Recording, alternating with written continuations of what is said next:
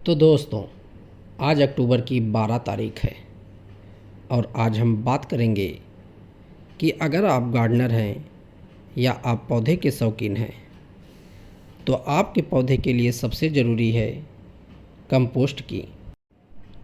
और अधिकतर हम प्लांट के लिए मार्केट से कंपोस्ट खरीद कर लाते हैं।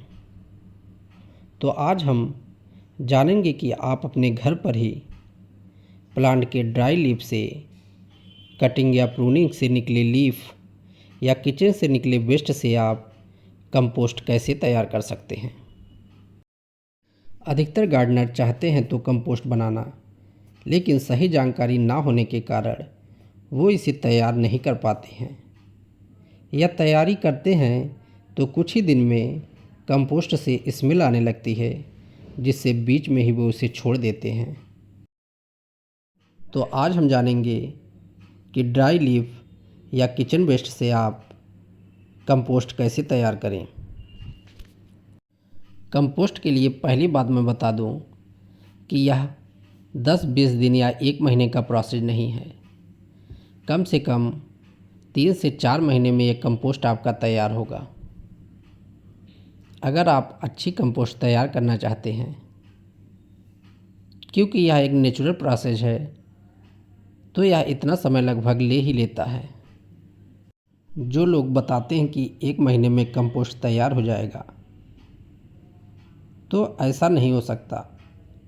कंपोस्ट तैयार करने में समय लगता है। बस आप कुछ चीज़ों का प्रयोग करके 10-15 दिन पहले कंपोस्ट तैयार कर सकते हैं, लेकिन 3 से 4 महीने कंपोस्ट तैयार करने में लग ही जाते हैं। तो इसके लिए सबसे पहले मैंने ये एक बकेट ले ली है। आप मिट्टी का पॉट भी ले सकते हैं, सीमेंट का पॉट आप ना लें। अब इसमें हमें होल कर लेना है। 1-2 नहीं, कई होल करने हैं, जिससे जब हम इसमें लीफ को कंपोस्ट बनने के लिए रखें तो जो मॉइस्चर रहे या फिर जो वाटर बने, जब हमारे किचन वेस्ट और लीफ ड्राई डिकम्पोज होते हैं तो वाटर बनता है। तो ये जो वाटर रहे, इसी के कारण लीफ हमारे अंदर सड़ती रहती है। तो हमको होल कर देना है, जिससे एक्स्ट्रा वाटर जो रहे वो नीचे से निकल सके। अब हमें बकेट में साइड से भी होल कर देने हैं, लेकिन आप अगर मिट्टी का पॉट लिए हैं तो उसमें आपको साइड से होल करने की ज़रूरत नहीं है। अब ये हमने बकेट में होल कर लिया है। अब हमको दूसरा काम इस पर करना है कि आप सबसे पहले बकेट में नीचे की तरफ सॉइल की एक पतली लेयर बना लें। तो मैं ये एक लेयर बनाने के लिए सॉइल को ले रहा हूँ। आप इसमें थोड़ा बहुत काऊ डंग कंपोस्ट भी ऐड करें। ये देखिए, मैं एक लेयर इसके सॉइल और कंपोस्ट का बकेट में नीचे की तरफ फैला दिया हूँ। अब आपको प्लांट के ड्राई लीफ या किचन वेस्ट जो भी निकला हो, उसको आप बकेट में डालते जाएं। मेरे पास थोड़े थोड़े किचन वेस्ट या लीफ, ड्राई लीफ निकलते हैं, तो उनको मैं रोज़ थोड़ा थोड़ा इस बकेट में डालता रहता हूँ। और इस तरह से ऊपर से सॉइल की एक लेयर ज़रूर आप फैला दें। अब आपको इसे ढक करके रखना है, खुला हुआ नहीं रखना है, क्योंकि पत्तियाँ बैक्टीरिया के कारण ही डिकम्पोज होती हैं। तो अगर खुला रहा तो इसमें अलग से कीड़े मकोड़े ज़्यादा उत्पन्न होंगे। इस तरह से कटिंग के बाद अगर आपके पास ड्राई लीफ निकलती है तो आप इस लीफ को भी छोटे छोटे भागों में काट लें। जितने छोटे हिस्से रहेंगे उतनी जल्दी ही आपकी खाद तैयार होगी। अब ये जो लीफ दोबारा मेरे पास तैयार हो गई है, इसको मैं फिर से इस बकेट में ऐड कर दूंगा।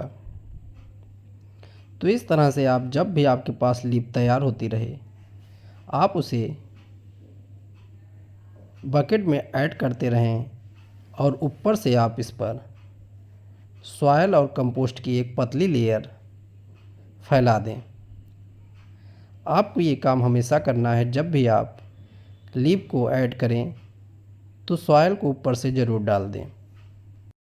अब आपको अगला काम ये करना है कि जिस कंपोस्ट को आप तैयार कर रहे हैं उसको हर 3 दिन में किसी डंडे के सहारे से अच्छी तरह मिला देना है। ये काम आपको ज़रूर करना है।